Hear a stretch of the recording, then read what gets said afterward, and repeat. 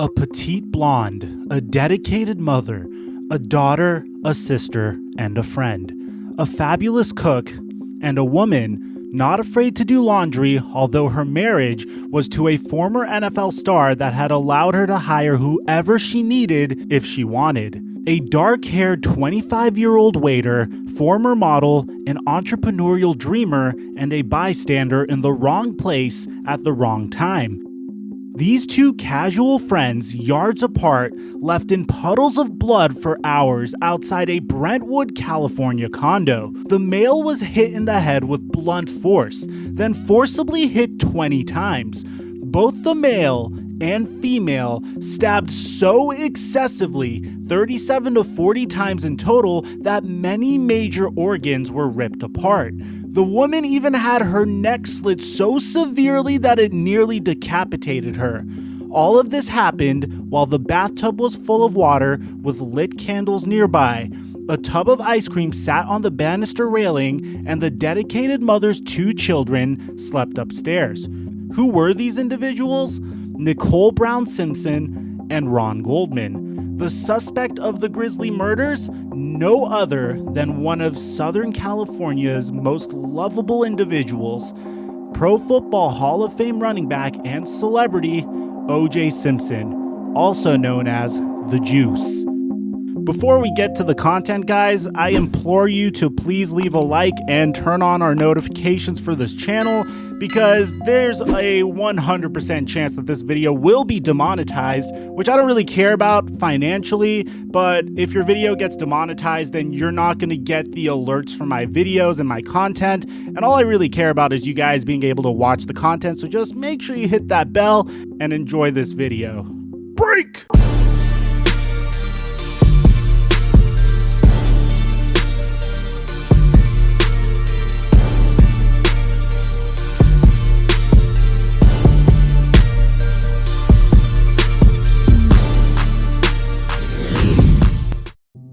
Oh boy, I don't know how I ended up here. Please remember me as the Juice. Please remember me as a good guy. Don't remember me as one of the negatives that might end up here. Please, please, please, please leave my kids at peace. I love everybody. It's been over 25 years since the trial of the century, which was famously the O.J. Simpson murder trial. O.J. Simpson was a record-breaking running back in the 1970s, a sideline reporter and Hollywood celebrity in the 1980s, a man on the run from the police and on trial for a double murder in the 1990s, a man of disdain in the 2000s, a prisoner and the focus of films, tell-all books, and documentaries in the 2010s, and now O.J. Simpson is a retired, dedicated father who golfs daily and posts goofy Twitter videos with fantasy football advice. Orenthal James Simpson, O.J., was born in San Francisco to a mother who was a hospital administrator and a father, Jimmy Simpson, who became a famous drag queen, announced that he was gay later in life, and ended up passing away from AIDS in 1986. O.J. had a troubled childhood, becoming a member of a gang and put in a juvenile center, but a faithful meeting with Willie Mays, yes, the Baseball Hall of Famer, told him to stay out of trouble, kept him out of said trouble for at least a little while. O.J. Simpson's best friend in high school was Al Cowlings, AC, whose girlfriend, Margaret Whiteley, became O.J. Simpson's girlfriend when O.J. picked her up from a party during their teenage days. O.J. Simpson stole his best friend's girl. However, O.J. and Al Cowlings would remain best friends for life, showing just how endearing O.J. could be. He would marry Margaret while in college and go on to have 3 kids, with one passing away in a drowning accident at the family pool before the age of 2. O.J. Simpson met Nicole Brown, a waitress, in 1977. Whiteley and Simpson divorced in 1979. Whiteley, early on in their relationship, called O.J. a terrible person.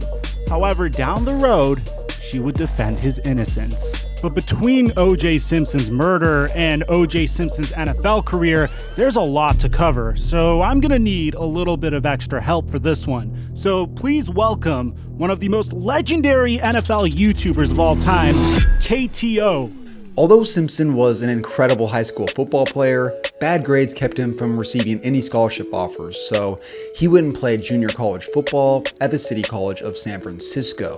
He was a total beast on both sides of the ball, but where he truly shined was at running back. After breaking national junior college records, Simpson chose to go to the University of Southern California to finish out his career. Once he got there, he quickly became a hero on campus and a national sensation. Simpson was, to put it simply, all-time dominant. He was lightning quick, a step faster than everybody, and was impossible to tackle one-on-one. Just for an example of how fast this dude was, his first year at USC, he decided to run track and field. That year, not only was his relay the fastest one in college, but they set the world record in the 4x1. Talk about being a freak athlete. This dude had a world record, and that's a footnote in his athletic career. That's incredible. But anyways, one of his most famous moments at USC came against their crosstown rival UCLA, who was ranked number 1 in the country. Trailing by 6 in the fourth quarter, USC desperately needed a spark. That's when OJ did this. They need 3 yards. First down and more. There's Simpson. Look at that cut. O.J. Simpson. That's all she wrote. This was the biggest play in what is regarded as one of the greatest games of the 20th century. And winning this game eventually led USC to a Rose Bowl and a national championship to end the season. With 2 years at USC and countless NCAA records, his head coach John McKay said that he was not only the greatest player he had ever had, but the greatest player that anyone had ever had. It's no surprise that OJ went number 1 overall in the 1969 NFL Draft. Now, with being the first pick in any draft almost guarantees a bad team that's going to pick you. In 1969, it was the Buffalo Bills. His first 3 years in the league, OJ struggled. He only averaged around 600 yards a season. But by year 4, that's when everything started to change. For the next 6 years, he became the workhorse of that team and went on to set countless records and did some things that had never been done before. That 6-year reign of dominance that he put on the league included 5 Pro Bowls, 5 All-Pros, an Offensive Player of the Year award, a member of the 70s All-Decade team, and eventually, it led him to the Hall of Fame. Oh yeah, he also entered uncharted waters in 1973, becoming the first NFL player to ever rush for 2,000 yards in a season. But what makes it especially impressive is they played less games back then, so his yards per carry that year was out of this world. It's one of those records that probably will never be broken, and if it is, it'll be a huge deal. On his Pro Football Hall of Fame page, O.J. Simpson said in regards to his success, quote, "If you're going to be a superstar in sports or anything else, it's your mind, not your body, that'll get you there. It's concentration, the ability to blot out everything that doesn't help you do your best." O.J. Simpson would retire from the NFL after the 1979 season. All of his playing days spent with the Bills, except for the last 2 seasons, which were with the 49ers. OJ would not step out of the spotlight. That light would just grow brighter. His fame would continue to grow as he would host Saturday Night Live, act in numerous movie and television productions, and most famously, various Hertz car rental commercials, exhibiting his running talents, and even started his own film production company.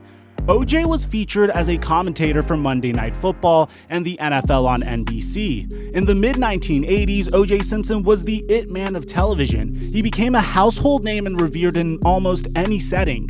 Yet, even in the days where he was highest on his pedestal, there were still grumblings of OJ's character. OJ would attend celebrity events, frequently playing golf with professionals who said it was not unusual for OJ to cheat during any round, even if it was recreational play. OJ was criticized on his commentating abilities on Monday Night Football, with people suggesting he was drunk or dyslexic. OJ would also throw lavish parties and entertain many women at his multi-million-dollar Rockingham estate located in the most upscale section of Brentwood, LA.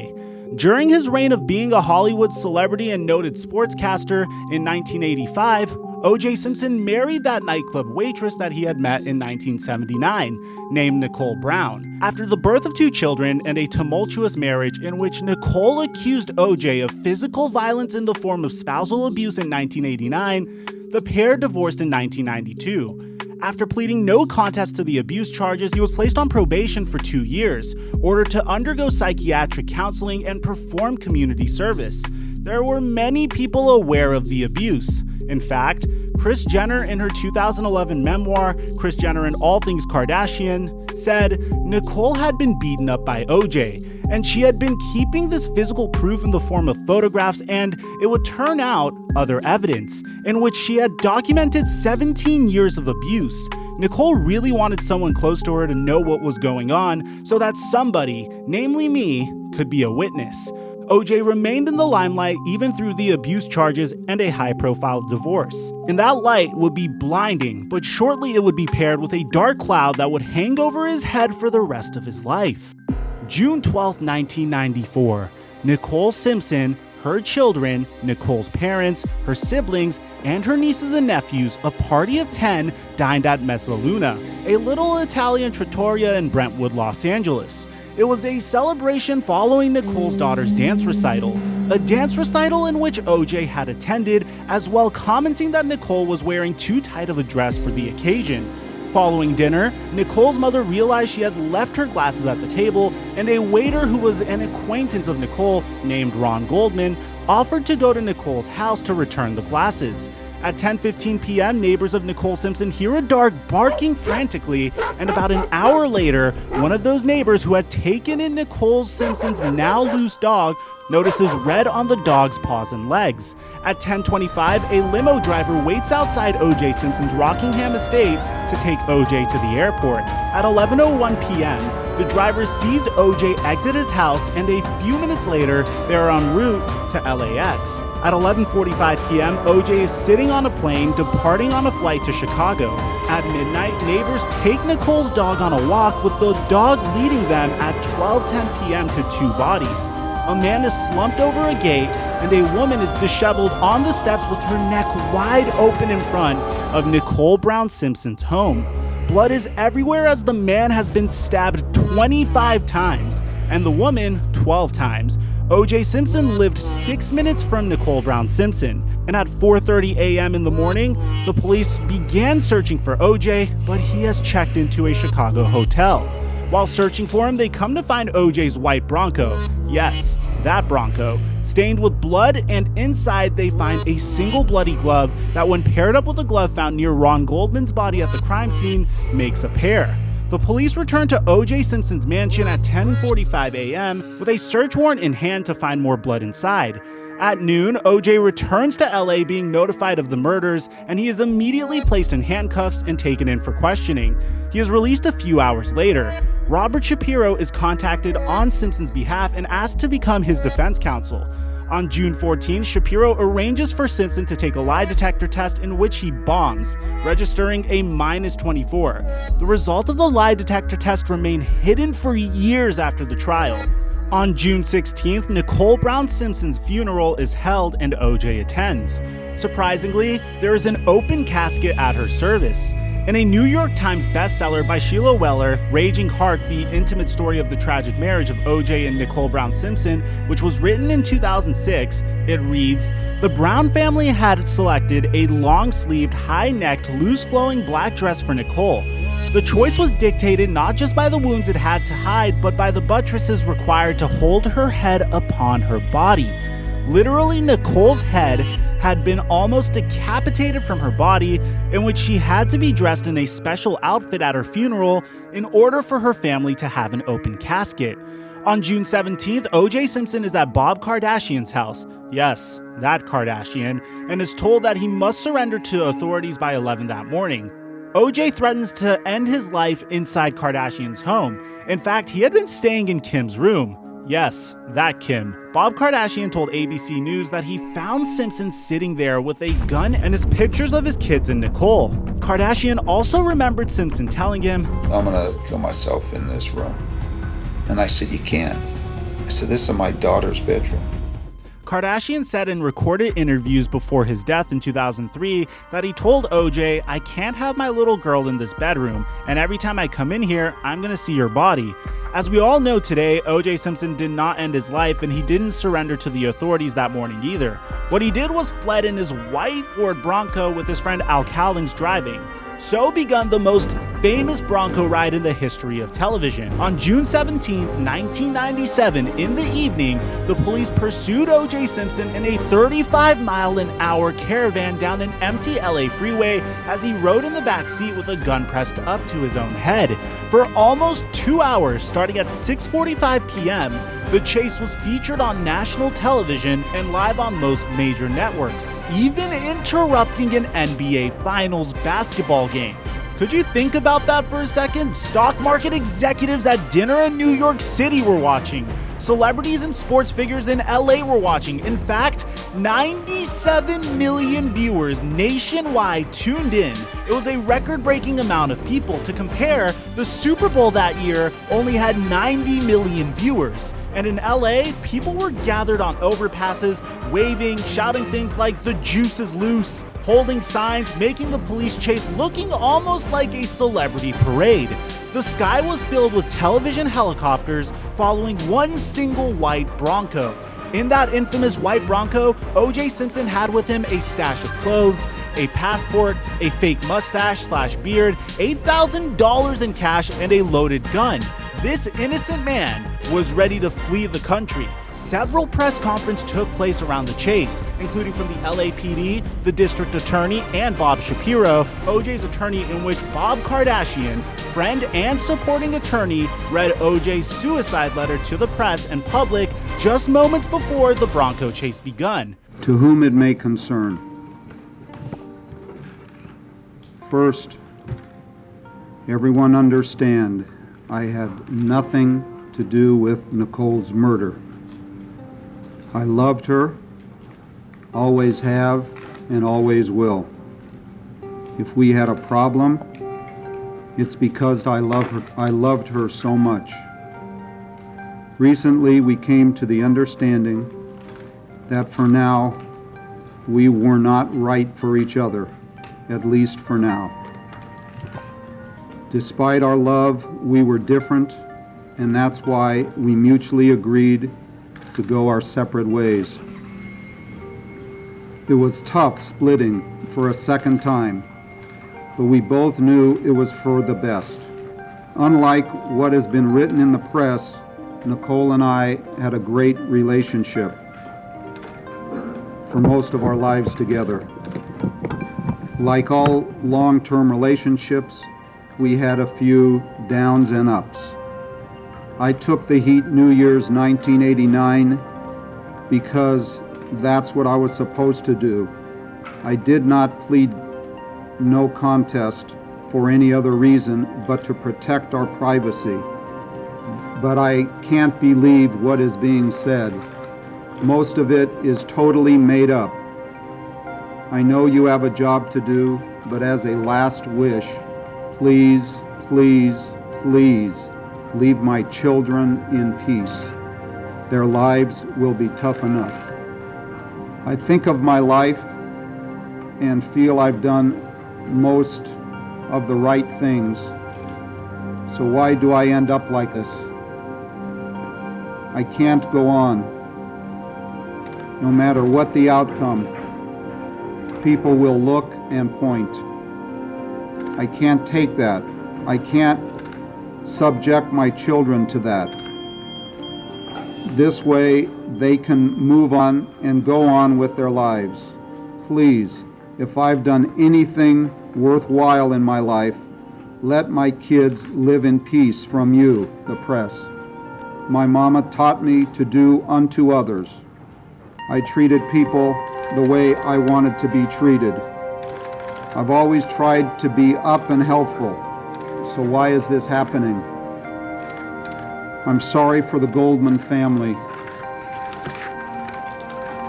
I know how much it hurts. Nicole and I had a good life together.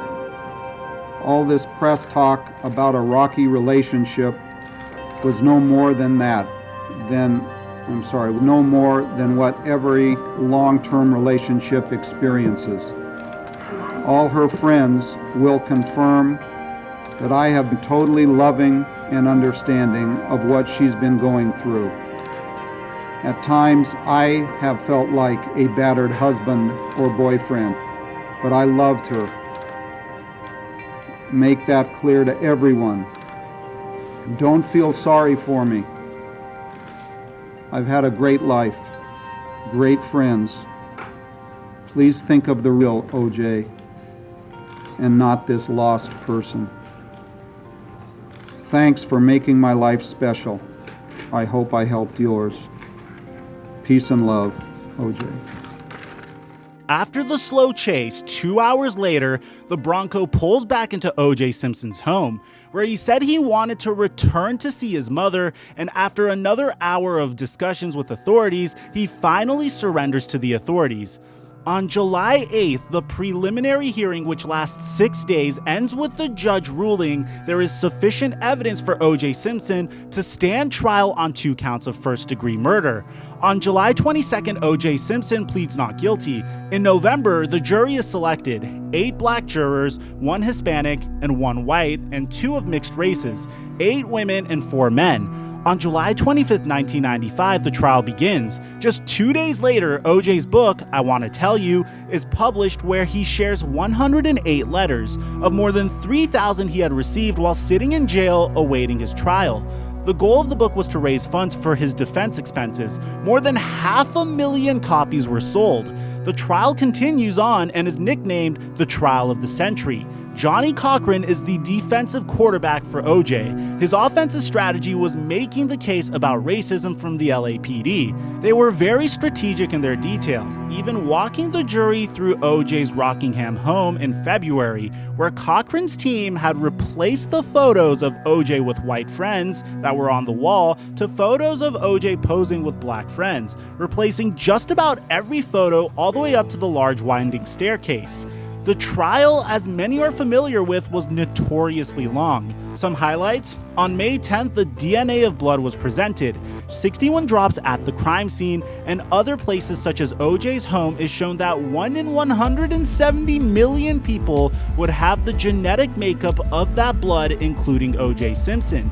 On June 19th, perhaps the strongest piece of evidence that was brought out during the trial was a shoe print found in the victim's blood. The print was of a men's size 12 Bruno Magli. Simpson said that he did not own a pair of those shoes and went on to state, Never worn those ugly shoes. However, the prosecutors presented over 30 photos of OJ wearing a pair of those same shoes. On June 15th, OJ tries on the gloves and says that they do not fit. This trial quickly turned into a pop culture event that would stand the test of time. On October 3rd, 1995, after deliberating for under 4 hours, the jury finds O.J. Simpson not guilty on the count of 2 murders. Orenthal James Simpson not guilty of the crime of murder in violation of Penal Code Section 187A, a felony. Remember how many viewers tuned into the Bronco chase? Well, even more were watching to see if the jury would say guilty or not guilty. The verdict of the O.J. Simpson trial was called the 3rd most universally impactful televised moment in the last 50 years, only beat by Hurricane Katrina and the 9/11 events. The entire United States and most of the world was watching. Perhaps it was an overflow of those who remember and were interested in the Bronco chase, or maybe this was the first of technological advances that allowed for viewers to see something of such a unique, monumental subject to be viewed live. O.J. Simpson threw a major party at his Rockingham home after he was off scot-free. The security he had at the party, no other than several LAPD, the same department that O.J. Simpson's defense attorneys had accused of framing Simpson. However, that is not the last interaction O.J. would have with the authorities. He would shortly end up in court once again and again. In 1997, just 2 years after the acquittal, a civil court jury found Simpson liable for the deaths of Nicole Brown Simpson and Ron Goldman in order to pay their survivors a breathtaking amount of $33.5 million. Then O.J. continued to have run-ins with the law, ranging from a 2001 road rage incident in Florida in which he was acquitted, and in 2002, fines from racing his boat through a manatee protected zone. However, the most impactful incident for OJ was in 2007, when, in an Ocean's 11 type botched scenario, OJ, along with 5 others, broke into a Las Vegas hotel room armed with guns and robbed memorabilia dealers of property that OJ insisted was his. For that law-breaking incident, O.J. Simpson served 9 years in a Nevada prison, an extreme sentence for his involvement in which no one was injured. Many say it was karma's way of getting back at O.J., but just before that incident in late 2006, O.J. published a book titled If I Did It, where he offered such incriminating observations as, "I don't think any 2 people could be murdered without everybody being covered in blood." There was a bombardment of criticism that comes with the announcement of the book. Ron Goldman's sister, Kim Goldman, on CNN's Larry King Live shortly after the release, expressed the outrage of victims by saying, "He's telling us one more time, I'm gonna continue to get away with killing your family members, and I'm not gonna honor the judgment, and look at me, ha ha ha." The criticism caused HarperCollins to recall the book, but it was republished in 2007 with the proceeds going towards the Goldman family. The book was quickly the #1 seller on Amazon that year. OJ was paroled in 2017 and just turned 73 years old weeks ago, and so far has lived a life of extreme ups and downs, most of which were featured in the spotlight. Now, OJ lives in Las Vegas, uncharacteristically quietly, where he plays golf daily with a group of retired guys. OJ also still takes the time to pose for a selfie with the random fan walking down the street, and even is a fan himself, recently donning a Patrick Mahomes jersey, wishing the young NFL quarterback a happy birthday, and commenting on his record-breaking multi-year contract with the Kansas City Chiefs. However, one subject OJ will not speak on is the murders of Nicole Brown Simpson and Ron Goldman. OJ has always gravitated towards people, from students at USC, fans of the Buffalo Bills, and the NFL and Hollywood celebrities. Perhaps forever, there will be a clear-cut division of those who believed he was a murderer and those who believe OJ is just a misunderstood former NFL star. But I wonder which percentage is bigger. So let me know in the comment section down below. Did OJ do it,